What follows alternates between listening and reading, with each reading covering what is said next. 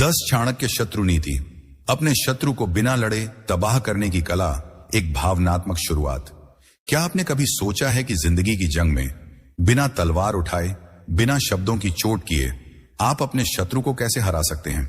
क्या आपने कभी महसूस किया है कि आपके आसपास कुछ लोग, कुछ परिस्थितियां या यहां तक कि आपकी अपनी आदतें आपको पीछे खींच रही हैं और फिर भी आप चुपचाप बिना किसी को बताए उन सबको मात देना चाहते हैं? आज मैं आपको एक ऐसी कहानी सुनाने जा रहा हूं जो न केवल आपके दिल को छुएगी बल्कि आपके दिमाग को भी झकझोर देगी। यह कहानी है चाणक्य की, उस महान दार्शनिक की जिसने अपनी बुद्धि और नीतियों से एक साम्राज्य को खड़ा किया और अपने शत्रुओं को बिना लड़े धूल चटाई। कल्पना करें, एक छोटा सा गांव जहां एक साधारण लड़का अपनी मां के साथ एक छोटी सी झोपड़ी में रहता है। उसका नाम है विशाल। विशाल का सपना है कि वो अपने गांव को बदल दे, शिक्षा का उजाला लाए, लेकिन गांव के कुछ लोग, कुछ शक्तिशाली लोग उसे नीचा दिखाने में कोई कसर नहीं छोड़ते। वो उसका मजाक उड़ाते हैं, कहते हैं, तू क्या कर लेगा, तू तो बस एक गरीब का बेटा है। लेकिन विशाल के पास कुछ ऐसा था जो उन शत्रुओं के पास नहीं था। उसके पास थी बुद्धि, धैर्य और चाणक्य की नीतियां। आज हम आपको चाणक्य की 10 ऐसी शत्रु नीतियां बताएंगे जो आपके जीवन को बदल सकती हैं। ये नीतियां आपको सिखाएंगी कि कैसे आप अपनी आदतों को हथियार बनाकर अपने शत्रुओं, प्रतिस्पर्धियों और यहां तक कि अपनी कमजोरियों को भी बिना लड़े हरा सकते हैं। ये नीतियां सिर्फ किताबी ज्ञान नहीं है, ये वो हथियार हैं जो आपको जिंदगी की हर जंग में विजयी बना सकते हैं। लेकिन सावधान, ये नीतियां सिर्फ वही समझ सकता है जो अपने भीतर की ताकत को पहचानता है। तो तैयार हो जाइए, क्योंकि ये कहानी सिर्फ विशाल की नहीं, ये आपकी कहानी है। ये उन सभी लोगों की कहानी है जो अपने सपनों को हासिल करना चाहते हैं, जो अपने शत्रुओं को बिना शोर मचाए हराना चाहते हैं। चलिए शुरू करते हैं चाणक्य की 10 शत्रु नीतियों की यात्रा। नीति 1, अपनी ताकत को पहचाने। चाणक्य कहते हैं, अपने शत्रु को हराने की पहली सीढ़ी है अपनी ताकत को जानना। आपका सबसे बड़ा हथियार आपकी बुद्धि है, आपका धैर्य है, आपका आत्मविश्वास है। लेकिन कितनी बार आपने खुद से पूछा है, मेरी असली ताकत क्या है? विशाल को याद है, जब वो स्कूल में था, उसका एक सहपाठी रवि हर बार उसका मजाक उड़ाता था। रवि के पास पैसा था, रसूख था और वो हमेशा विशाल को नीचा दिखाने की कोशिश करता था। एक दिन स्कूल में एक वाद विवाद प्रतियोगिता हुई। रवि ने सोचा, विशाल को तो बोलना भी नहीं आता, मैं इसे आसानी से हरा दूंगा। लेकिन विशाल ने कुछ ऐसा किया जिसने सबको हैरान कर दिया। उसने अपनी ताकत को पहचाना। उसकी ताकत थी उसकी मेहनत और उसकी कहानी कहने की कला। विशाल ने अपनी तैयारी की। उसने रात रात जागकर किताबें पढ़ी, अपने गांव की समस्याओं को समझा और जब मंच पर आया तो उसने ऐसी बातें कहीं कि पूरा हॉल तालियों से गूंज उठा। रवि की बोलती बंद हो गई। उस दिन विशाल ने न केवल प्रतियोगिता जीती बल्कि रवि को बिना लड़े, बिना गाली दिए, सिर्फ अपनी ताकत से हरा दिया। चाणक्य की पहली नीति हमें सिखाती है कि अपनी ताकत को पहचानो। आपका शत्रु चाहे कितना भी ताकतवर हो, अगर आप अपनी ताकत जानते हैं तो आप उसे हर सकते हैं। लेकिन सवाल यह है, क्या आपने कभी खुद से पूछा है कि आपकी ताकत क्या है? क्या आप अपनी मेहनत, अपने धैर्य या अपनी रचनात्मकता को पहचानते हैं? एक पल रुकिए, अपने बारे में सोचिए। क्या है वो एक चीज जो आपको खास बनाती है? क्या है वो ताकत जो आपको आपके शत्रुओं से अलग करती है? शायद आप एक अच्छे श्रोता हैं, शायद आप में धैर्य है, या शायद आपकी मेहनत आपको सबसे अलग बनाती है। आज से उस ताकत को अपने हथियार की तरह इस्तेमाल करें। चलिए एक और कहानी सुनते हैं। दिल्ली में एक छोटे से ऑफिस में काम करने वाली रीना एक साधारण कर्मचारी थी, लेकिन उसका बॉस हमेशा उसकी आलोचना करता था। तुमसे कुछ नहीं होगा, वो कहता। लेकिन रीना ने अपनी ताकत को पहचाना। वो थी उसकी डेटा विश्लेषण की कला। उसने अपने बॉस की हर आलोचना को चुपचाप सुना और एक दिन कंपनी के एक बड़े प्रोजेक्ट में अपनी ताकत दिखाई। उसने डेटा के जरिए ऐसी रणनीति बनाई कि कंपनी को लाखों का फायदा हुआ। उस दिन बॉस ने न केवल उसकी तारीफ की बल्कि उसे प्रमोशन भी दिया। रीना ने अपनी ताकत को पहचाना और अपने शत्रु यानी अपने बॉस की आलोचनाओं को बिना लड़े हरा दिया।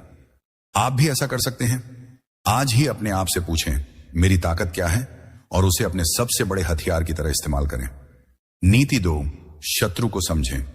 चाणक्य कहते हैं, शत्रु को हराने के लिए पहले उसे समझो, उसकी ताकत, उसकी कमजोरी, उसकी रणनीति। अगर आप अपने शत्रु को नहीं समझेंगे तो आप उसे कभी हरा नहीं सकते। विशाल अब बड़ा हो चुका था। उसने अपने गांव में एक छोटी सी स्कूल खोलने की ठानी, लेकिन गांव का एक बड़ा जमींदार ठाकुर साहब नहीं चाहता था कि गांव में शिक्षा का उजाला फैले।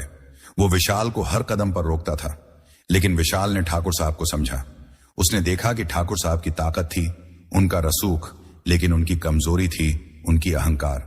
विशाल ने ठाकुर साहब को कभी सीधे टक्कर नहीं दी। उसने गांव वालों के बीच जाकर अपनी बात रखी। उसने बच्चों को मुफ्त किताबें दी, उनके माता पिता को शिक्षा का महत्व समझाया। धीरे धीरे गांव वालों का विश्वास विशाल के साथ हो गया। ठाकुर साहब का रसूख कम होने लगा क्योंकि लोग अब विशाल की बात सुनने लगे। विशाल ने ठाकुर साहब को बिना लड़े उनकी कमजोरी का इस्तेमाल करके हरा दिया। चाणक्य की दूसरी नीति हमें सिखाती है कि अपने शत्रु को समझना उतना ही जरूरी है जितना अपनी ताकत को जानना। आपके जीवन में शत्रु कोई व्यक्ति हो सकता है, कोई परिस्थिति हो सकती है, या यहां तक कि आपकी अपनी बुरी आदतें हो सकती हैं। लेकिन अगर आप उन्हें समझ लेंगे तो आप उन्हें हरा सकते हैं। सोचिए, एक कॉलेज स्टूडेंट नेहा का शत्रु कोई इंसान नहीं, बल्कि उसकी अपनी आदत थी टाल मटोल करना। वो हमेशा अपनी पढ़ाई को टालती थी और इसका नतीजा ये हुआ कि वो अपने एग्जाम में फेल होने लगी। लेकिन एक दिन उसने अपने इस शत्रु को समझा। उसने देखा कि उसकी टाल मटोल की आदत तब शुरू होती है जब वो मोबाइल पर घंटों समय बर्बाद करती है। नेहा ने एक रणनीति बनाई। उसने अपने फोन का इस्तेमाल सीमित किया, एक टाइम टेबल बनाया और धीरे धीरे अपनी इस आदत को हरा दिया। आज नेहा अपनी क्लास में टॉपर है। तो आज से अपने शत्रु को समझें, चाहे वो कोई इंसान हो, कोई परिस्थिति हो या आपकी अपनी कमजोरी। उनकी ताकत और कमजोरी को जानें और फिर चाणक्य की तरह उनकी कमजोरी का इस्तेमाल करके उन्हें हराएं। नीति 3, धैर्य आपका सबसे बड़ा हथियार है। चाणक्य कहते हैं, धैर्य वह हथियार है जो सबसे कठिन युद्ध को भी जीत सकता है। जल्दबाजी में लिए गए फैसले आपको हरा सकते हैं, लेकिन धैर्य आपको विजेता बनाता है। विशाल का स्कूल अब चलने लगा था, लेकिन ठाकुर साहब ने एक नया हथकंडा अपनाया। उन्होंने गांव में अफवाह फैलाई कि विशाल का स्कूल अवैध है और उसे बंद कर दिया जाएगा। विशाल को गुस्सा आया। वो चाहता था कि वो ठाकुर साहब से जाकर लड़ाई करे, उनकी सारी सच्चाई गांव वालों के सामने लाए, लेकिन उसकी मां ने उसे रोका। विशाल, उसने कहा, गुस्सा तेरा शत्रु है, धैर्य रख, समय तेरा जवाब देगा। विशाल ने अपनी मां की बात मानी। उसने चुपचाप अपने स्कूल को और बेहतर बनाया। उसने बच्चों को अच्छी शिक्षा दी, उनके माता पिता को स्कूल की प्रगति दिखाई। धीरे धीरे गांव वालों ने ठाकुर साहब की अफवाहों पर भरोसा करना बंद कर दिया। एक दिन जब गांव में एक बड़ा मेला हुआ तो विशाल के स्कूल के बच्चों ने एक नाटक प्रस्तुत किया। उस नाटक ने सबके दिल जीत लिए। ठाकुर साहब की सारी साजिशें धरी की धरी रह गईं। चाणक्य की तीसरी नीति हमें सिखाती है कि धैर्य वह हथियार है जो आपको सबसे मुश्किल वक्त में भी जीत दिला सकता है। जब आप गुस्से में होते हैं, जब आप निराश होते हैं, तब रुकिए, एक गहरी सांस लीजिए और धैर्य रखिए, समय आपके पक्ष में आएगा। चलिए एक और कहानी। अहमदाबाद में एक छोटा सा स्टार्टअप चलाने वाला राहुल, उसका एक प्रतियोगी था जो हमेशा उसकी कंपनी को नीचा दिखाने की कोशिश करता था। एक बार उस प्रतियोगी ने राहुल की कंपनी के खिलाफ गलत खबरें फैलाईं। राहुल को बहुत गुस्सा आया। वो तुरंत जवाब देना चाहता था, लेकिन उसने धैर्य रखा। उसने अपनी कंपनी की क्वालिटी पर ध्यान दिया, अपने ग्राहकों को बेहतर सर्विस दी। धीरे धीरे उसकी कंपनी की साख इतनी बढ़ गई कि लोग उस प्रतियोगी की बातों को भूल गए। आज राहुल की कंपनी उस शहर की सबसे बड़ी स्टार्टअप्स में से एक है। धैर्य रखें, अपने शत्रु को जवाब देने की जल्दबाजी न करें, समय को अपना हथियार बनाएं। चाणक्य की तरह धैर्य के साथ अपनी रणनीति बनाएं और अपने शत्रु को बिना लड़े हरा दें। नीति 4, अपनी कमजोरियों को छिपाएं। चाणक्य कहते हैं, अपनी कमजोरियों को छिपाओ, क्योंकि यही वह रहस्य है जो तुम्हें शत्रु के सामने अजेय बनाता है। आपका शत्रु आपकी कमजोरियों का फायदा उठाने की ताक में रहता है। अगर आप अपनी कमजोरियां खुली किताब की तरह सामने रख देंगे तो आपका शत्रु आपको आसानी से हरा देगा। लेकिन अगर आप अपनी कमजोरियों को छिपा लेंगे और उन्हें अपनी ताकत में बदल देंगे तो आप अपने शत्रु को चकमा दे सकते हैं। विशाल का स्कूल अब गांव में अपनी जगह बना चुका था। बच्चे खुशी खुशी पढ़ने आते थे और गांव वाले धीरे धीरे विशाल पर भरोसा करने लगे थे। लेकिन ठाकुर साहब, गांव का सबसे ताकतवर आदमी, अभी भी विशाल को हराने की ताक में था। एक दिन ठाकुर साहब ने अपने भतीजे विक्रम को विशाल के खिलाफ भेजा। विक्रम एक चालाक और तेज तर्रार नौजवान था। उसने गांव में अफवाह फैलाई कि विशाल का स्कूल चलाने के लिए पैसा नहीं है और जल्द ही वो कर्ज में डूब जाएगा। विशाल को ये बातें सुनकर गुस्सा तो बहुत आया। सच तो ये था कि स्कूल चलाने के लिए उसके पास ज्यादा पैसा नहीं था। उसकी माँ और वो खुद दिन रात मेहनत करते थे, लेकिन स्कूल के लिए फंड्स की कमी थी। विशाल चाहता था कि वो गांव वालों के सामने जाकर सच बोल दे कि हाँ, मेरे पास पैसा कम है, लेकिन मेरा इरादा नेक है। लेकिन उसकी माँ ने उसे फिर रोका। विशाल, उसने कहा, अपनी कमजोरी को दुनिया के सामने मत उजागर कर। अगर तूने अपनी कमजोरी दिखाई तो ठाकुर साहब और विक्रम इसका फायदा उठाएंगे। अपनी कमजोरी को छिपा और उसे अपनी ताकत में बदल। विशाल ने अपनी मां की सलाह मानी। उसने फैसला किया कि वो अपनी आर्थिक तंगी को गांव वालों के सामने नहीं लाएगा। इसके बजाय उसने अपनी ताकत पर ध्यान दिया। उसके पास था उसका जुनून, उसकी मेहनत और गांव वालों का विश्वास। उसने गांव के कुछ पढ़े लिखे नौजवानों को अपने साथ जोड़ा। उसने उन्हें अपने स्कूल का हिस्सा बनाया। उसने गांव के बुजुर्गों से बात की और उन्हें स्कूल के लिए छोटे छोटे दान देने के लिए प्रेरित किया। लेकिन उसने कभी यह नहीं बताया कि स्कूल को पैसे की कितनी जरूरत है। विक्रम को लगा कि विशाल जल्द ही हार मान लेगा। उसने ठाकुर साहब को कहा, चाचा, विशाल का स्कूल अब बंद होने वाला है। वो कर्ज में डूबा हुआ है। लेकिन विशाल ने अपनी कमजोरी को इतनी चालाकी से छिपाया कि गांव वालों को उसकी तंगी का अंदाजा ही नहीं हुआ। उसने स्कूल में बच्चों के लिए मुफ्त किताबें और यूनिफॉर्म की व्यवस्था की।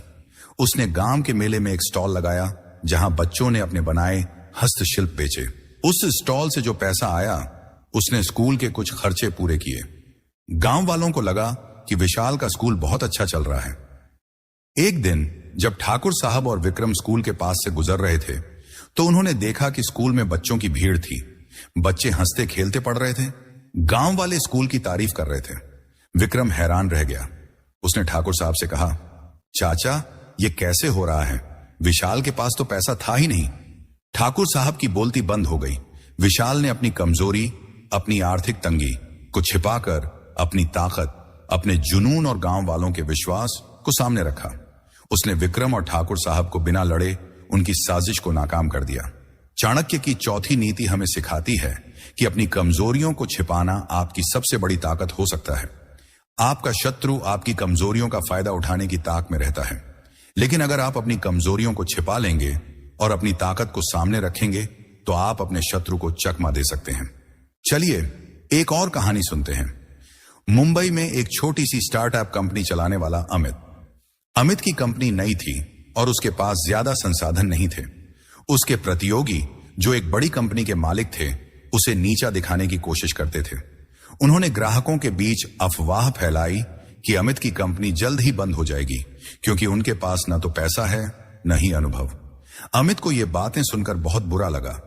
सच तो यह था कि उसकी कंपनी के पास ज्यादा फंड्स नहीं थे, लेकिन अमित ने फैसला किया कि वो अपनी इस कमजोरी को दुनिया के सामने नहीं लाएगा। अमित ने अपनी ताकत पर ध्यान दिया। उसके पास थी उसकी क्रिएटिविटी और ग्राहकों की सेवा करने का जुनून। उसने अपनी कंपनी की मार्केटिंग पर ध्यान दिया। उसने सोशल मीडिया पर अपनी कंपनी के प्रोडक्ट्स की तारीफ करने वाले ग्राहकों की कहानियां शेयर की। उसने छोटे छोटे इवेंट्स आयोजित किए जहां उसने अपने प्रोडक्ट्स की खूबियां दिखाई। उसने कभी यह नहीं बताया कि उसकी कंपनी को आर्थिक मुश्किलों का सामना करना पड़ रहा है। धीरे धीरे अमित की कंपनी की साख बढ़ने लगी। ग्राहकों ने उस पर भरोसा करना शुरू कर दिया। एक दिन एक बड़ा क्लाइंट अमित की कंपनी के पास आया। उसने अमित से पूछा, क्या आपकी कंपनी इतना बड़ा प्रोजेक्ट संभाल सकती है? अमित ने आत्मविश्वास के साथ कहा, हां, हम तैयार हैं। उसने अपनी आर्थिक तंगी को छिपाया और अपनी ताकत, अपनी क्रिएटिविटी और मेहनत को सामने रखा। उस प्रोजेक्ट ने अमित की कंपनी को एक नई ऊंचाई दी। उसके प्रतियोगी हैरान रह गए। अमित ने अपनी कमजोरी को छिपाकर अपने शत्रु, अपने प्रतियोगियों को बिना लड़े हरा दिया। आप भी ऐसा कर सकते हैं। अपनी कमजोरियों को पहचानें, लेकिन उन्हें दुनिया के सामने मत लाएं। अपनी ताकत को सामने रखें। चाहे आपकी कमजोरी पैसों की कमी हो, अनुभव की कमी हो या आत्मविश्वास की कमी, इसे छिपाएं। अपनी ताकत को चमकने दें। लेकिन अपनी कमजोरियों को छिपाने का मतलब डरना नहीं है। इसका मतलब है अपनी कमजोरियों को समझना और उन्हें अपनी ताकत में बदलना। विशाल ने अपनी आर्थिक तंगी को छिपाया, लेकिन उसने गांव वालों का विश्वास जीतकर अपनी ताकत बनाई। अमित ने अपनी कंपनी की कमजोरियों को छिपाया, लेकिन अपनी क्रिएटिविटी को अपनी ताकत बनाया। आप भी अपनी कमजोरियों को अपनी ताकत में बदल सकते हैं। एक पल रुकिए, अपने बारे में सोचिए। आपकी कमजोरी क्या है? क्या आप शर्मीले हैं? क्या आपको लगता है कि आपके पास अनुभव की कमी है? या शायद आपको लगता है कि आपके पास संसाधन नहीं है? आज से उस कमजोरी को छिपाएं, उसे दुनिया के सामने मत लाएं। इसके बजाय अपनी ताकत पर ध्यान दें, अपनी मेहनत, अपने जुनून, अपनी बुद्धि को सामने लाएं और चाणक्य की तरह अपने शत्रु को चकमा देकर जीत हासिल करें। तो आज से अपनी कमजोरियों को छिपाएं, अपनी ताकत को चमकने दें और अपने शत्रु को बिना लड़े उनकी साजिशों को नाकाम कर दें। नीति 5, सही समय का इंतजार करें। चाणक्य कहते हैं, सही समय का इंतजार करो, क्योंकि समय वह हथियार है जो सबसे बड़े शत्रु को भी हरा सकता है। जल्दबाजी में लिए गए फैसले आपको कमजोर कर सकते हैं, लेकिन सही समय पर उठाया गया कदम आपको अजेय बना सकता है। जिंदगी की जंग में जो सही समय का इंतजार करता है वही जीतता है। विशाल का स्कूल अब गांव में एक उम्मीद की किरण बन चुका था, लेकिन ठाकुर साहब अभी भी हार मानने को तैयार नहीं थे। उन्होंने एक नई साजिश रची। उन्होंने गांव के कुछ प्रभावशाली लोगों को अपने पक्ष में कर लिया और एक मीटिंग बुलाई, जिसमें वो विशाल के स्कूल को बंद करने का प्रस्ताव रखने वाले थे। विशाल को इस मीटिंग की खबर मिली। उसका खून खौल उठा। वो चाहता था कि वो अभी जाकर उस मीटिंग में ठाकुर साहब का सामना करे। वो गांव वालों को बताना चाहता था कि ठाकुर साहब की साजिश गलत है, लेकिन विशाल के एक पुराने शिक्षक गुरुजी ने उसे रोका। गुरुजी ने कहा, विशाल, अभी समय नहीं है। अगर तू अभी मीटिंग में गया तो ठाकुर साहब तुझे उकसाएंगे और तू गुस्से में कुछ गलत बोल देगा। सही समय का इंतजार कर। विशाल को गुरुजी की बात समझ में आई। उसने फैसला किया कि वो जल्दबाजी नहीं करेगा। विशाल ने सही समय का इंतजार किया। उसने देखा कि ठाकुर साहब हर साल गांव से बाहर एक बड़े मेले में जाते हैं, जहां वो अपने रसूख का दिखावा करते हैं। उस समय गांव में उनकी पकड़ थोड़ी ढीली हो जाती है। विशाल ने उस मौके का फायदा उठाया। उसने गांव वालों को अपने स्कूल में एक बड़ा आयोजन करने के लिए बुलाया। उसने बच्चों को एक नाटक तैयार करने के लिए कहा, जिसमें गांव की समस्याओं और शिक्षा की ताकत को दिखाया जाए। जब ठाकुर साहब मेले से लौटे तो उन्होंने देखा कि गांव का माहौल बदल चुका था। विशाल के स्कूल का नाटक गांव वालों के दिलों में बस गया था। लोग शिक्षा की ताकत को समझने लगे थे। ठाकुर साहब की मीटिंग, जो स्कूल को बंद करने के लिए थी, अब बेकार हो चुकी थी। गांव वालों ने ठाकुर साहब की बात मानने से इनकार कर दिया। विशाल ने सही समय का इंतजार करके ठाकुर साहब की साजिश को बिना लड़े नाकाम कर दिया। चाणक्य की 5वीं नीति हमें सिखाती है कि सही समय का इंतजार करना आपकी सबसे बड़ी ताकत हो सकता है। आपके शत्रु चाहे कितने भी ताकतवर हों, अगर आप सही समय पर कदम उठाएंगे तो आप उन्हें हरा सकते हैं। लेकिन सही समय का इंतजार करने का मतलब निष्क्रिय बैठना नहीं है। इसका मतलब है अपनी रणनीति बनाना, अपने संसाधनों को इकट्ठा करना और सही मौके की तलाश करना। चलिए एक और कहानी। दिल्ली में एक छोटे से ऑफिस में काम करने वाली प्रिया एक मेहनती कर्मचारी थी, लेकिन उसका बॉस हमेशा उसकी आलोचना करता था। एक बार कंपनी में एक बड़ा प्रोजेक्ट आया और प्रिया को उस प्रोजेक्ट में अपनी रणनीति पेश करने का मौका मिला। प्रिया चाहती थी कि वो तुरंत अपनी रणनीति बॉस के सामने रख दे, लेकिन उसकी एक सहेली ने उसे रोका। प्रिया, उसने कहा, अभी समय नहीं है। बॉस अभी दूसरे प्रोजेक्ट में व्यस्त हैं। सही समय का इंतजार कर। प्रिया ने अपनी सहेली की सलाह मानी। उसने सही समय का इंतजार किया। उसने देखा कि कंपनी की सालाना मीटिंग आने वाली है, जिसमें बड़े क्लाइंट्स भी शामिल होने वाले हैं। प्रिया ने अपनी रणनीति पर और मेहनत की। उसने डेटा इकट्ठा किया, प्रेजेंटेशन तैयार किया और सही समय का इंतजार किया। जब मीटिंग का दिन आया तो प्रिया ने अपनी रणनीति पेश की।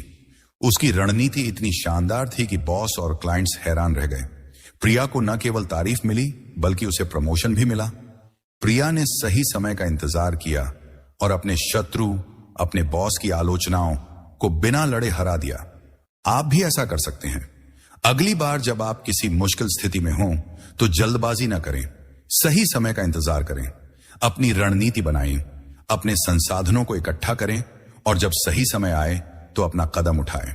सही समय का इंतजार करने का मतलब डरना नहीं है, इसका मतलब है अपनी ऊर्जा को सही दिशा में लगाना। विशाल ने सही समय का इंतजार किया और उसने ठाकुर साहब की साजिश को नाकाम कर दिया। प्रिया ने सही समय का इंतजार किया और उसने अपने बॉस को प्रभावित कर दिया। आप भी सही समय का इंतजार करें, अपनी रणनीति बनाएं और चाणक्य की तरह अपने शत्रु को बिना लड़े हराएं। नीति 6, गठबंधन बनाएं। चाणक्य कहते हैं, अकेला व्यक्ति कमजोर होता है, लेकिन गठबंधन की ताकत उसे अजेय बनाती है। अपने शत्रु को हराने के लिए आपको अकेले नहीं लड़ना है, आपको उन लोगों को अपने साथ जोड़ना है जो आपके लक्ष्य में विश्वास करते हैं। गठबंधन बनाएं, क्योंकि एकता में ही ताकत है। विशाल का स्कूल अब गांव में एक उम्मीद की किरण बन चुका था, लेकिन ठाकुर साहब ने हार नहीं मानी थी। उन्होंने गांव के कुछ प्रभावशाली लोगों को अपने पक्ष में कर लिया और स्कूल के खिलाफ एक नई साजिश रची। उन्होंने गांव वालों को कहा कि विशाल का स्कूल उनके बच्चों को गलत शिक्षा दे रहा है और यह गांव की परंपराओं के खिलाफ है। कुछ गांव वाले ठाकुर साहब की बातों में आ गए। विशाल को लगा कि अब वो अकेला पड़ रहा है। विशाल उदास था। वो अपनी मां के पास गया और बोला, मां, मैं अकेला कैसे इतने बड़े लोगों से लड़ सकता हूं? ठाकुर साहब के पास पैसा है, रसूख है और अब गांव वाले भी उनके साथ हैं। उसकी मां ने मुस्कुराकर कहा, विशाल, तू अकेला नहीं है। गांव में वो लोग हैं जो शिक्षा की ताकत को समझते हैं। उन्हें अपने साथ जोड़, गठबंधन बना, एकता में ताकत है। विशाल ने अपनी मां की सलाह मानी। उसने गांव के उन नौजवानों को अपने साथ जोड़ा जो पढ़े लिखे थे और गांव को बदलना चाहते थे। उसने गांव के बुजुर्गों से बात की जो परंपराओं को मानते थे लेकिन शिक्षा के महत्व को भी समझते थे। स्कूल में एक खुला मंच आयोजित किया जहां उसने गांव वालों को बुलाया और बच्चों के माता पिता को स्कूल की प्रगति दिखाई। उसने गांव के एक पुराने शिक्षक गुरुजी को अपने साथ जोड़ा जिनका गांव में बहुत सम्मान था। विशाल के इस गठबंधन ने गांव का माहौल बदल दिया। गांव वाले अब ठाकुर साहब की बातों पर भरोसा करने के बजाय विशाल और उसके गठबंधन की बात सुनने लगे। गुरुजी ने गांव वालों को बताया कि शिक्षा गांव की परंपराओं के खिलाफ नहीं बल्कि उन्हें और मजबूत करती है। नौजवानों ने गांव में शिक्षा के फायदे बताए। बच्चों के माता पिता ने स्कूल की तारीफ की। धीरे धीरे ठाकुर साहब का प्रभाव कम होने लगा। विशाल ने अपने गठबंधन की ताकत से ठाकुर साहब को बिना लड़े हरा दिया। चाणक्य की 6ठी नीति हमें सिखाती है कि गठबंधन बनाना आपकी सबसे बड़ी ताकत हो सकता है। आपके शत्रु चाहे कितने भी ताकतवर हों, अगर आपके पास एक मजबूत गठबंधन है तो आप उन्हें हरा सकते हैं। लेकिन गठबंधन बनाने का मतलब सिर्फ लोगों को इकट्ठा करना नहीं है। इसका मतलब है उन लोगों को अपने साथ जोड़ना जो आपके लक्ष्य में विश्वास करते हैं। चलिए एक और कहानी। कोलकाता में एक छोटा सा स्टार्टअप चलाने वाला रोहन का सपना था कि वो अपनी कंपनी को बड़ा बनाए, लेकिन उसके सामने एक बड़ा प्रतियोगी था जो बाजार में पहले से स्थापित था। रोहन अकेले उसका मुकाबला नहीं कर सकता था। उसने देखा कि उसके प्रतियोगी के पास ज्यादा संसाधन और अनुभव था, लेकिन रोहन ने हार नहीं मानी। उसने गठबंधन बनाने का फैसला किया। रोहन ने अपने क्षेत्र के कुछ छोटे व्यवसायियों से बात की। उसने उनसे कहा कि अगर वो सब मिलकर काम करें तो वो अपने बड़े प्रतियोगी को हरा सकते हैं। रोहन ने एक छोटा सा नेटवर्क बनाया जिसमें उसने अपने जैसे छोटे व्यवसायियों को जोड़ा। उसने स्थानीय डिजाइनरों, सप्लायर्स और मार्केटिंग एजेंसियों के साथ गठबंधन किया। उसने अपने ग्राहकों को भी अपने साथ जोड़ा, उनकी फीडबैक लेकर अपने प्रोडक्ट्स को बेहतर किया। इस गठबंधन ने रोहन की कंपनी को एक नई ताकत दी। छोटे व्यवसायियों ने मिलकर अपने संसाधनों को साझा किया। डिजाइनरों ने रोहन के प्रोडक्ट्स को और आकर्षक बनाया। मार्केटिंग एजेंसियों ने उसकी कंपनी को प्रचारित किया और ग्राहकों ने रोहन की कंपनी की तारीफ की। धीरे धीरे रोहन की कंपनी ने अपने बड़े प्रतियोगी को पीछे छोड़ दिया। आज रोहन की कंपनी उस क्षेत्र में सबसे तेजी से बढ़ने वाली कंपनियों में से एक है। रोहन ने गठबंधन बनाकर अपने शत्रु, अपने बड़े प्रतियोगी को बिना लड़े हरा दिया। आप भी ऐसा कर सकते हैं। अपने आसपास उन लोगों को देखें जो आपके लक्ष्य में विश्वास करते हैं। उन्हें अपने साथ जोड़ें, चाहे वो आपके दोस्त हों, आपके सहकर्मी हों या आपके परिवार वाले। उनके साथ गठबंधन बनाएं। एकता में ताकत है। गठबंधन बनाने का मतलब सिर्फ लोगों को इकट्ठा करना नहीं है। इसका मतलब है एक ऐसा समूह बनाना जो आपके सपनों को सच करने के लिए एक साथ काम करे। विशाल ने गांव वालों को अपने साथ जोड़ा और उसने ठाकुर साहब को हरा दिया। रोहन ने छोटे व्यवसायियों को अपने साथ जोड़ा और उसने अपने प्रतियोगी को हरा दिया। आप भी अपने गठबंधन बनाएं, अपने लक्ष्य में विश्वास करने वालों को अपने साथ जोड़ें और चाणक्य की तरह अपने शत्रु को बिना लड़े हराएं। नीति 7, शत्रु के मन में भय पैदा करें। चाणक्य कहते हैं, अपने शत्रु के मन में भय पैदा करो, क्योंकि डर वह हथियार है जो बिना लड़े जंग जीत सकता है। आपका शत्रु आपकी ताकत से उतना नहीं डरता जितना आपकी अप्रत्याशित रणनीति से। अगर आप अपने शत्रु के मन में यह डर पैदा कर दें कि आप कुछ बड़ा करने वाले हैं, तो वो अपनी ताकत खो देगा। यह नीति आपको सिखाती है कि कैसे आप अपनी बुद्धि और आत्मविश्वास से अपने शत्रु को बिना लड़े हरा सकते हैं। विशाल का स्कूल अब गांव में एक मिसाल बन चुका था। गांव वाले उसका सम्मान करने लगे थे और ठाकुर साहब का प्रभाव धीरे धीरे कम हो रहा था। लेकिन ठाकुर साहब हार मानने वालों में से नहीं थे। उन्होंने एक नई साजिश रची। उन्होंने अपने भतीजे विक्रम को गांव के कुछ गुंडों के साथ मिलाकर विशाल को डराने की योजना बनाई। विक्रम ने गांव में अफवाह फैलाई कि विशाल का स्कूल जल्द ही बंद हो जाएगा और जो लोग स्कूल का समर्थन करेंगे उन्हें ठाकुर साहब के गुस्से का सामना करना पड़ेगा। गांव वालों में डर फैलने लगा। कुछ लोग डर के मारे विशाल से दूरी बनाने लगे। विशाल को ये बातें सुनकर बहुत दुख हुआ। वो रात को अपनी मां के पास गया और बोला, मां, ठाकुर साहब और विक्रम गांव वालों को डरा रहे हैं। मैं अकेला कैसे उनका मुकाबला करूं? वो लोग मुझे और मेरे स्कूल को खत्म कर देंगे। उसकी मां ने उसका कंधा थपथपाया और कहा, विशाल, डर को डर से हराया जाता है। ठाकुर साहब गांव वालों को डराकर अपनी ताकत दिखाते हैं। तू भी उनके मन में डर पैदा कर, लेकिन यह डर ताकत से नहीं, बुद्धि से पैदा होगा। विशाल ने अपनी मां की सलाह मानी।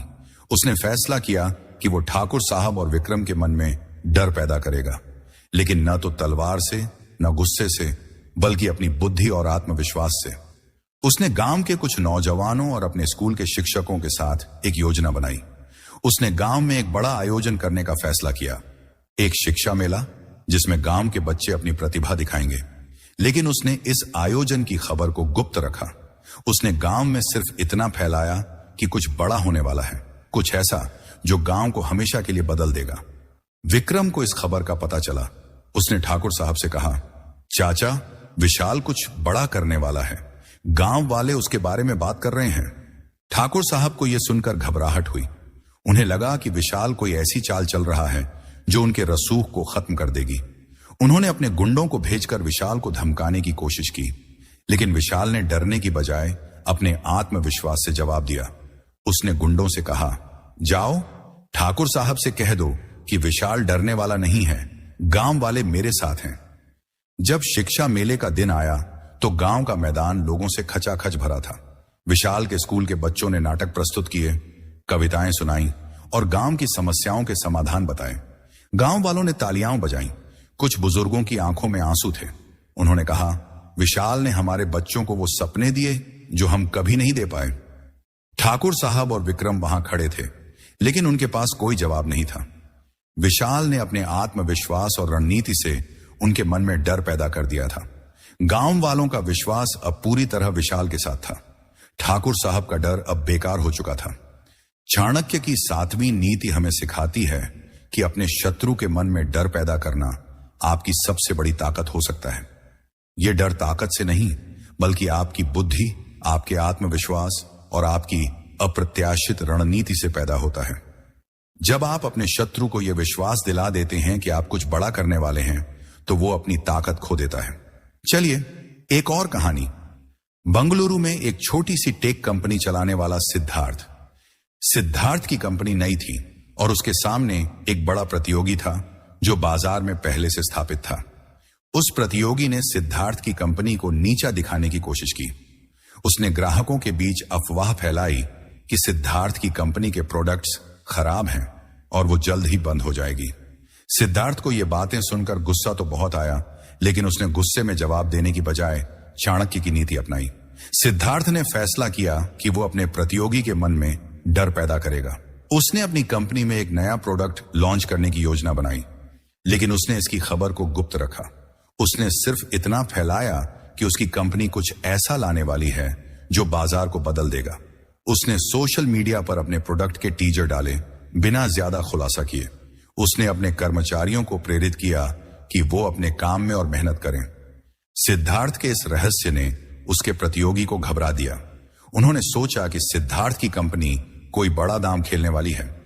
उन्होंने अपनी रणनीति बदल दी और अपने प्रोडक्ट्स की कीमतें कम कर दी ताकि वो सिद्धार्थ से आगे रह सकें।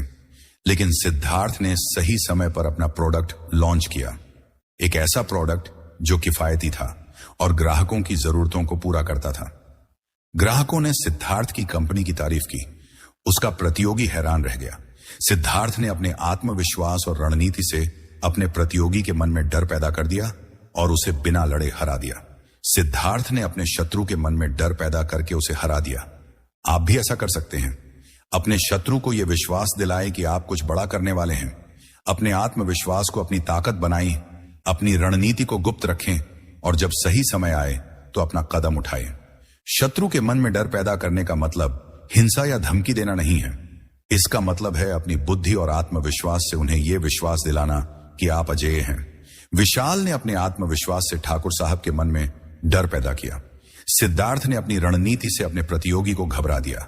आप भी अपने शत्रु के मन में डर पैदा करें, अपनी ताकत को चमकने दें और चाणक्य की तरह अपने शत्रु को बिना लड़े हराएं। नीति 8, चुपके से रणनीति बनाएं। चाणक्य कहते हैं, अपनी रणनीति को चुपके से बनाओ, क्योंकि जो योजना दुनिया को नहीं दिखती वही सबसे ताकतवर होती है। आपके शत्रु को तब तक नहीं पता होना चाहिए कि आप क्या करने वाले हैं, जब तक आप उसे पूरा ना कर लें। यह नीति आपको सिखाती है कि कैसे आप अपनी चाल को गुप्त रखकर अपने शत्रु को चकमा दे सकते हैं। विशाल का स्कूल अब गांव में एक प्रेरणा बन चुका था। ठाकुर साहब और उनके भतीजे विक्रम की साजिशें बार बार नाकाम हो रही थीं, लेकिन ठाकुर साहब ने हार नहीं मानी। उन्होंने एक नई चाल चली। उन्होंने गांव के कुछ प्रभावशाली लोगों को अपने पक्ष में करके एक नया स्कूल खोलने की घोषणा की। उनका दावा था कि उनका स्कूल विशाल के स्कूल से बेहतर होगा और वो बच्चों को मुफ्त शिक्षा देंगे। गांव वालों में चर्चा होने लगी। कुछ लोग ठाकुर साहब की बातों में आने लगे। विशाल को यह खबर सुनकर बहुत चिंता हुई। वो अपनी मां के पास गया और बोला, मां, ठाकुर साहब एक नया स्कूल खोल रहे हैं। अगर गांव वाले उनके स्कूल में चले गए तो मेरा स्कूल बंद हो जाएगा। मैं क्या करूं? उसकी मां ने उसका हाथ पकड़ा और कहा, विशाल, अपनी चाल को गुप्त रख। ठाकुर साहब को मत बता कि तू क्या करने वाला है। चुपके से अपनी रणनीति बना और सही समय पर अपनी चाल चल। विशाल ने अपनी मां की सलाह मानी। उसने फैसला किया कि वो अपनी अगली चाल को गुप्त रखेगा। उसने अपने स्कूल के शिक्षकों और कुछ भरोसेमंद गांव वालों के साथ मिलकर एक योजना बनाई।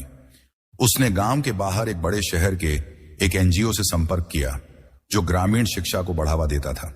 उसने उन्हें अपने स्कूल की कहानी सुनाई, कैसे उसने ठाकुर साहब की साजिशों को हराया और कैसे वो गांव के बच्चों के लिए एक बेहतर भविष्य चाहता है। एनजीओ ने विशाल की मदद करने का वादा किया, लेकिन विशाल ने इस खबर को गुप्त रखा।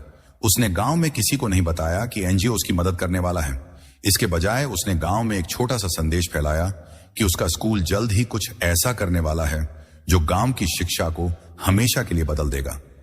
ठाकुर साहब और विक्रम को यह खबर मिली। वो घबरा गए। उन्हें लगा कि विशाल कोई बड़ा दांव खेलने वाला है। उन्होंने अपने स्कूल की योजना को जल्दबाजी में लागू करने की कोशिश की, लेकिन उनकी तैयारी अधूरी थी। जब सही समय आया तो विशाल ने अपनी चाल चली। एनजीओ के साथ मिलकर उसने अपने स्कूल में एक बड़ा शिक्षा कार्यक्रम शुरू किया। एनजीओ ने स्कूल के लिए किताबें, कंप्यूटर और शिक्षकों की ट्रेनिंग की व्यवस्था की। गांव वालों को जब यह खबर मिली तो वो हैरान रह गए। उन्होंने विशाल के स्कूल की तारीफ की। ठाकुर साहब का नया स्कूल, जो अभी शुरू भी नहीं हुआ था, गांव वालों की नजरों में फीका पड़ गया। विशाल ने अपनी गुप्त रणनीति से ठाकुर साहब को बिना लड़े हरा दिया। चाणक्य की 8वीं नीति हमें सिखाती है कि अपनी रणनीति को चुपके से बनाना आपकी सबसे बड़ी ताकत हो सकता है। आपके शत्रु को तब तक नहीं पता होना चाहिए कि आप क्या करने वाले हैं, जब तक आप उसे पूरा ना कर लें। यह गुप्त रणनीति आपके शत्रु को छकमा देती है और आपको जीत दिलाती है। चलिए एक और कहानी। हैदराबाद में एक छोटी सी स्टार्टअप कंपनी चलाने वाली अनन्या की कंपनी एक नया ऐप लॉन्च करने की तैयारी कर रही थी, लेकिन उसके प्रतियोगी जो एक बड़ी कंपनी के मालिक थे, उसकी कंपनी को नीचा दिखाने की कोशिश कर रहे थे। उन्होंने ग्राहकों के बीच अफवाह फैलाई कि अनन्या की कंपनी का ऐप खराब होगा। अनन्या को यह बातें सुनकर बहुत गुस्सा आया। वो चाहती थी कि वो तुरंत जवाब दे, लेकिन उसने चाणक्य की नीति अपनाई। अनन्या ने फैसला किया कि वो अपनी रणनीति को गुप्त रखेगी। उसने अपनी टीम के साथ मिलकर अपने ऐप को और बेहतर बनाने पर काम किया। उसने कुछ चुनिंदा ग्राहकों को अपने ऐप का बीटा वर्जन टेस्ट करने के लिए दिया। लेकिन उसने इसकी खबर को गुप्त रखा। उसने सोशल मीडिया पर सिर्फ इतना फैलाया कि उसकी कंपनी कुछ बड़ा लाने वाली है। उसके प्रतियोगी घबरा गए। उन्हें लगा कि अनन्या कोई बड़ा दांव खेलने वाली है।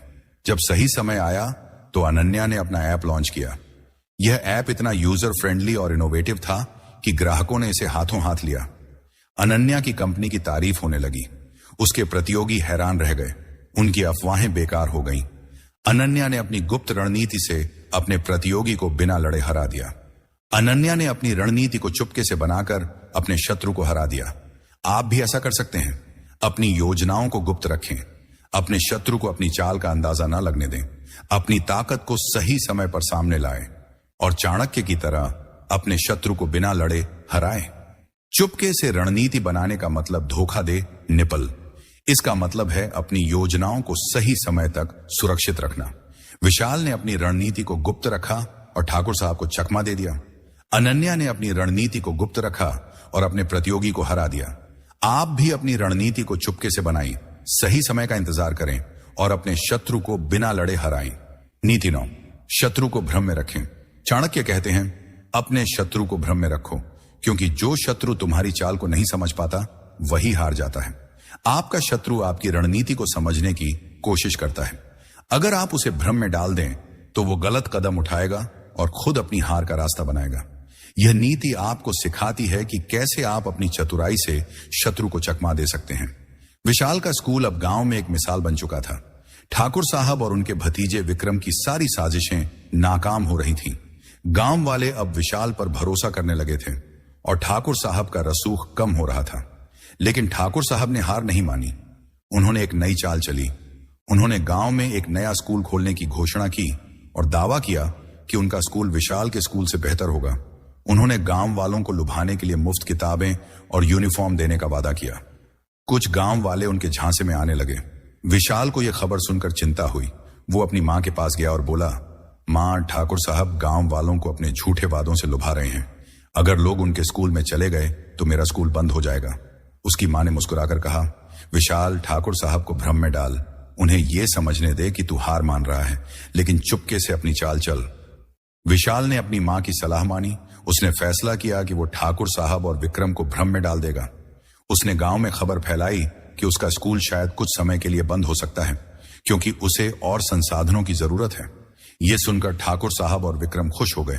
उन्हें लगा कि विशाल हार मान रहा है, लेकिन असल में विशाल चुपके से एक बड़ी योजना बना रहा था। उसने गांव के बाहर एक एनजीओ से संपर्क किया जो ग्रामीण शिक्षा को बढ़ावा देता था। उसने उनके साथ मिलकर अपने स्कूल को और बेहतर बनाने की योजना बनाई। विशाल ने इस योजना को गुप्त रखा।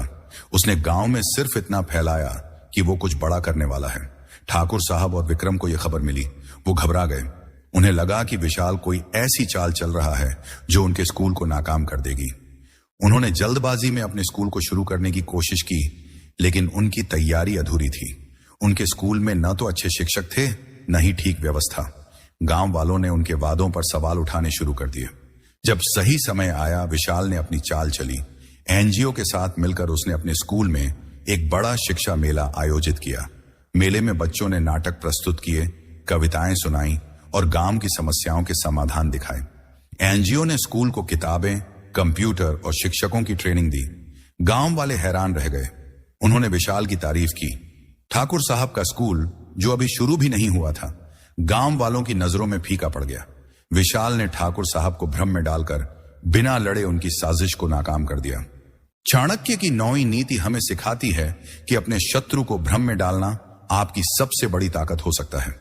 जब आप अपने शत्रु को अपनी असली योजना का अंदाजा नहीं लगने देते तो वो गलत कदम उठाता है और खुद अपनी हार का रास्ता बनाता है। चलिए एक और कहानी। दिल्ली में एक कॉलेज स्टूडेंट आरव एक डिबेट प्रतियोगिता में हिस्सा ले रहा था। उसका प्रतियोगी रोहन बहुत चतुर था और हमेशा आरव को नीचा दिखाने की कोशिश करता था। रोहन ने अपने दोस्तों के बीच खबर फैलाई कि आरव की तैयारी कमजोर है और वो आसानी से हार जाएगा। आरव को यह बात सुनकर गुस्सा आया, लेकिन उसने चाणक्य की नीति अपनाई। आरव ने रोहन को भ्रम में डालने का फैसला किया।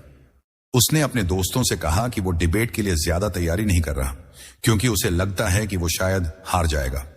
यह खबर रोहन तक पहुंची। रोहन को लगा कि आरव कमजोर है और उसने अपनी तैयारी में ढील दे दी। लेकिन असल में आरव रात रात जागकर अपनी डिबेट की तैयारी कर रहा था। उसने तथ्य इकट्ठा किए, अपनी बात को प्रभावशाली बनाने की प्रैक्टिस की और एक शानदार प्रेजेंटेशन तैयार किया। जब डिबेट का दिन आया तो आरव ने मंच पर ऐसी बातें कहीं कि जज और दर्शक हैरान रह गए। उसकी तर्क शक्ति और आत्मविश्वास ने सबका दिल जीत लिया। रोहन, जो अपनी जीत को लेकर निश्चिंत था, अपनी कमजोर तैयारी की वजह से हार गया। आरव ने रोहन को भ्रम में डालकर बिना लड़े उसे हरा दिया। आरव ने अपनी चतुराई से अपने शत्रु को भ्रम में डाल दिया। आप भी ऐसा कर सकते हैं। अपनी योजनाओं को गुप्त रखें। अपने शत्रु को यह विश्वास दिलाएं कि आप कमजोर हैं या हार मान रहे हैं, और जब सही समय आए तो अपनी ताकत दिखाएं। चाणक्य की तरह अपने शत्रु को भ्रम में डालकर बिना लड़े हराएं। नीति 10, अपनी ऊर्जा का सही उपयोग करें। चाणक्य कहते हैं, अपनी ऊर्जा को सही दिशा में लगाओ, क्योंकि बिखरी हुई ऊर्जा तुम्हें कमजोर करती है, लेकिन केंद्रित ऊर्जा तुम्हें अजेय बनाती है। आपकी ऊर्जा आपका सबसे बड़ा संसाधन है। अगर आप इसे गलत जगह बर्बाद करेंगे तो आप अपने शत्रु को नहीं हरा पाएंगे, लेकिन अगर आप इसे सही दिशा में लगाएंगे तो कोई आपको रोक नहीं सकता। विशाल का स्कूल अब गांव में एक प्रेरणा बन चुका था। ठाकुर साहब की सारी साजिशें नाकाम हो रही थीं, लेकिन ठाकुर साहब ने एक नई चाल चली। उन्होंने गांव में विशाल के खिलाफ अफवाहें फैलानी शुरू की। उन्होंने कहा कि विशाल का स्कूल केवल दिखावा है और वो गांव वालों को बेवकूफ बना रहा है। कुछ गांव वालों ने इन अफवाहों पर भरोसा करना शुरू कर दिया। विशाल को बहुत गुस्सा आया।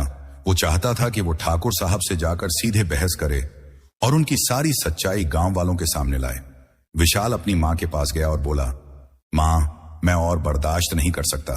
ठाकुर साहब मेरे खिलाफ झूठ बोल रहे हैं। मैं उनसे जाकर लड़ूंगा। उसकी मां ने उसका हाथ पकड़ा और कहा, विशाल, अपनी ऊर्जा को बर्बाद मत कर। ठाकुर साहब से बहस करने में तेरा समय और ताकत दोनों जाएंगे। अपनी ऊर्जा को अपने स्कूल को और बेहतर बनाने में लगा। विशाल ने अपनी मां की सलाह मानी। उसने अपनी ऊर्जा को ठाकुर साहब से लड़ने में बर्बाद करने की बजाय अपने स्कूल को और मजबूत करने में लगाया। उसने बच्चों के लिए नई किताबें मंगवाई, शिक्षकों की ट्रेनिंग की व्यवस्था की और स्कूल में एक छोटा सा पुस्तकालय बनाया। उसने गांव वालों को स्कूल में बुलाकर बच्चों की प्रगति दिखाई। उसने बच्चों को एक सांस्कृतिक कार्यक्रम में हिस्सा लेने के लिए तैयार किया, जिसमें उन्होंने गांव की संस्कृति को दिखाया। विशाल की मेहनत रंग लाई। गांव वालों ने स्कूल की प्रगति देखी और ठाकुर साहब की अफवाहों पर भरोसा करना बंद कर दिया। सांस्कृतिक कार्यक्रम में गांव वालों ने बच्चों की प्रतिभा देखी और विशाल की तारीफ की। ठाकुर साहब की सारी साजिशें बेकार हो गईं। विशाल ने अपनी ऊर्जा को सही दिशा में लगाकर ठाकुर साहब को बिना लड़े हरा दिया। चाणक्य की 10वीं नीति हमें सिखाती है कि अपनी ऊर्जा को सही दिशा में लगाना आपकी सबसे बड़ी ताकत हो सकता है। आपकी ऊर्जा सीमित है। अगर आप इसे गुस्से, बहस या बेकार की चीजों में बर्बाद करेंगे तो आप अपने लक्ष्य से भटक जाएंगे, लेकिन अगर आप इसे अपने लक्ष्य पर केंद्रित करेंगे तो कोई आपको रोक नहीं सकता। चलिए एक और कहानी। मुंबई में एक जिम ट्रेनर राकेश एक मेहनती ट्रेनर था, लेकिन उसका एक सहकर्मी वरुण हमेशा उसकी आलोचना करता था। वरुण ने जिम के मालिक से शिकायत की कि राकेश के क्लाइंट्स उससे खुश नहीं हैं। राकेश को बहुत गुस्सा आया। वो चाहता था कि वो वरुण से जाकर बहस करे, लेकिन उसने चाणक्य की नीति अपनाई। राकेश ने अपनी ऊर्जा को वरुण से लड़ने में बर्बाद करने की बजाय अपने काम पर लगाया। उसने अपने क्लाइंट्स के लिए नए वर्कआउट प्लान बनाए। उसने उनके साथ ज्यादा समय बिताया, उनकी जरूरतों को समझा और उन्हें प्रेरित किया। उसने सोशल मीडिया पर अपने क्लाइंट्स की सफलता की कहानियां शेयर की। राकेश की मेहनत रंग लाई। उसके क्लाइंट्स ने उसकी तारीफ की। जिम के मालिक ने देखा कि राकेश के क्लाइंट्स न केवल खुश हैं, बल्कि उनके परिणाम भी शानदार हैं। वरुण की शिकायतें बेकार हो गईं। राकेश को जिम का बेस्ट ट्रेनर चुना गया। उसने अपनी ऊर्जा को सही दिशा में लगाकर अपने शत्रु को बिना लड़े हरा दिया। राकेश ने अपनी ऊर्जा को सही दिशा में लगाकर अपनी जीत हासिल की। आप भी ऐसा कर सकते हैं। अपनी ऊर्जा को गुस्से या बहस में बर्बाद न करें। इसे अपने लक्ष्य पर केंद्रित करें। अपनी मेहनत, अपने जुनून और अपनी बुद्धि को सही दिशा में लगाएं और चाणक्य की तरह अपने शत्रु को बिना लड़े हराएं। चाणक्य की ये 10 नीतियां सिर्फ किताबी ज्ञान नहीं हैं। ये वो हथियार हैं जो आपको जिंदगी की हर जंग में जीत दिला सकते हैं। विशाल ने इन नीतियों को अपनाकर न केवल अपने शत्रुओं को हराया, बल्कि अपने गांव को बदल दिया। उसने एक साधारण झोपड़ी से शुरू किया, लेकिन अपनी बुद्धि, धैर्य और केंद्रित ऊर्जा से एक ऐसी मिसाल कायम की जो गांव के हर बच्चे के लिए प्रेरणा बन गई। लेकिन सवाल यह है, आप क्या बनना चाहते हैं? आपके सपने क्या हैं? आपके रास्ते में कौन से शत्रु हैं, चाहे वो कोई व्यक्ति हो, कोई परिस्थिति हो या आपकी अपनी कमजोरियां? आज से इन नीतियों को अपने जीवन का हिस्सा बनाएं। अपनी ताकत को पहचानें, अपने शत्रु को समझें, धैर्य रखें, अपनी कमजोरियों को छिपाएं, सही समय का इंतजार करें, गठबंधन बनाएं, अपने शत्रु के मन में डर पैदा करें, अपनी रणनीति को चुपके से बनाएं, अपने शत्रु को भ्रम में डालें और सबसे जरूरी अपनी ऊर्जा को सही दिशा में लगाएं। ये नीतियां आपके भीतर की ताकत को जगा सकती हैं। ये आपको वो रास्ता दिखा सकती है जिस पर चलकर आप अपने सपनों को हकीकत बना सकते हैं। विशाल की कहानी खत्म नहीं हुई। वो आज भी अपने गांव में नई उम्मीदें जगा रहा है और आपकी कहानी अभी शुरू हो रही है। अपने शत्रुओं को बिना लड़े हराने की ताकत आपके भीतर है। चाणक्य की नीतियां आपके साथ हैं। अब जाइए, अपनी ऊर्जा को सही दिशा में लगाइए और अपने सपनों को हकीकत बनाइए, क्योंकि जिंदगी की सबसे बड़ी जीत वो है जो आप बिना लड़े हासिल करते हैं। हमारे साथ जुड़ने के लिए धन्यवाद।